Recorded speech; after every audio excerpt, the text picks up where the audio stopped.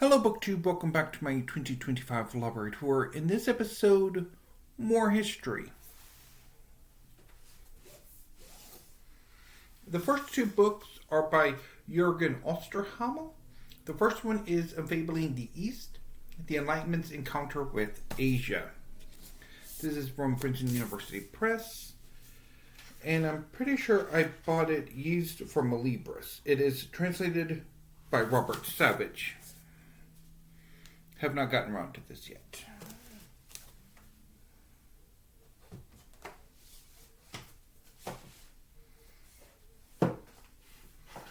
Also by Jürgen Osterhamel is The Transformation of the World, A Global History of the 19th Century. Translated by... Are you Robert Savage too? No, this is translated by Patrick Kammerer. Have not gotten around to this one yet either.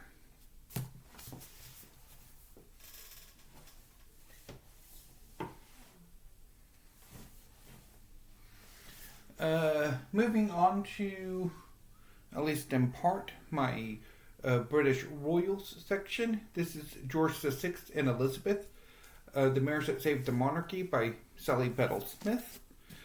Bedell-Smith has also written a really good biography of King Charles III, as well as Queen Elizabeth II. I have not gotten around to this yet. I really need to.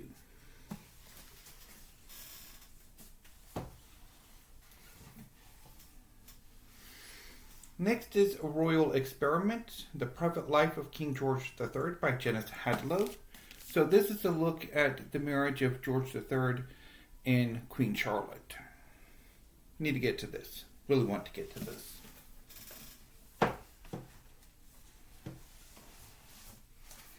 The first book on this shelf that I have actually read is Children of Ash and Elm, A History of the Vikings by Neil Price. So I rather like this book. It's been a few years since I read it, but I remember quite liking it.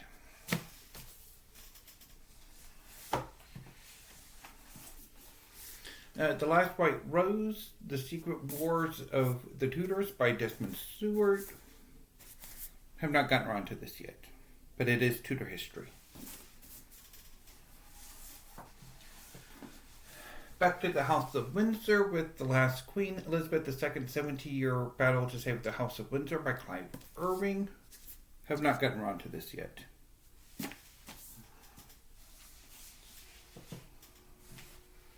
Nor have I gotten around to Elizabeth I by Anne Somerset. This is a biography of Queen Elizabeth I, and I wish it were in a better cover.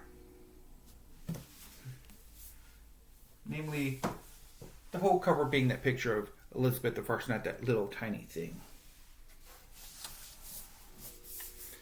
Victoria the Queen, An Intimate Biography of the Woman Who Ruled an Empire by Julia Baird.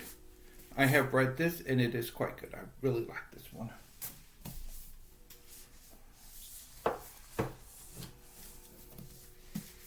The History of Bhutan by Karma Funcho. So this is a history of Bhutan. I picked it up a number of years ago, I think in 2021. This was one of the first books I bought during my first experience with the University of Chicago Press. Every year the University of Chicago Press releases a massive catalog with deep discounts over the first few months of the year. And for a number of years, The History of Bhutan was one of the books that were quite frequently featured. And I picked it up the first time I ordered from that catalog. So I read it shortly after I got it and remember it quite fondly. I rather liked it, although it is a bit dry and academic at points.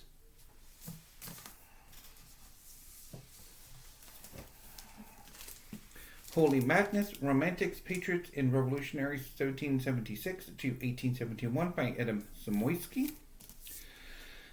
So this is a history of conspiracy, revolutionary conspiracy from the American Revolution through to French Revolution, the post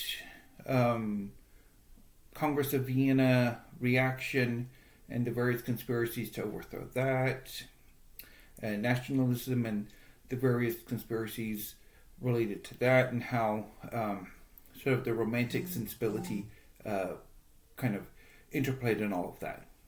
I rather like this book.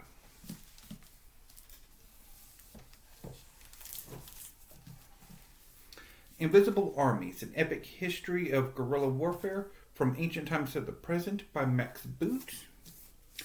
It's been a very long time since I've read this, well over 10 years, and I liked it, although I haven't reread it.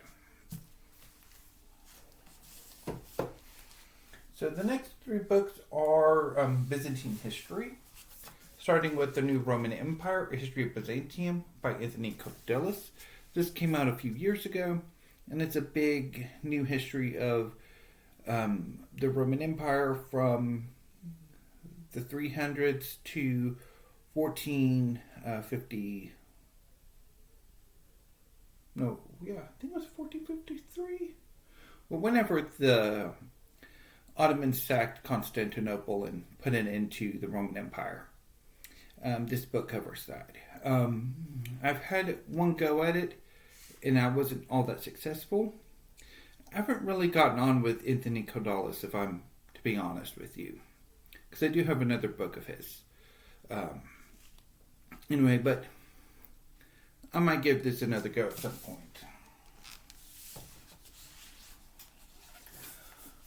Before I return to Cordelis, I have Byzantium, The Surprising Life of a Medieval Empire by Judith Herron.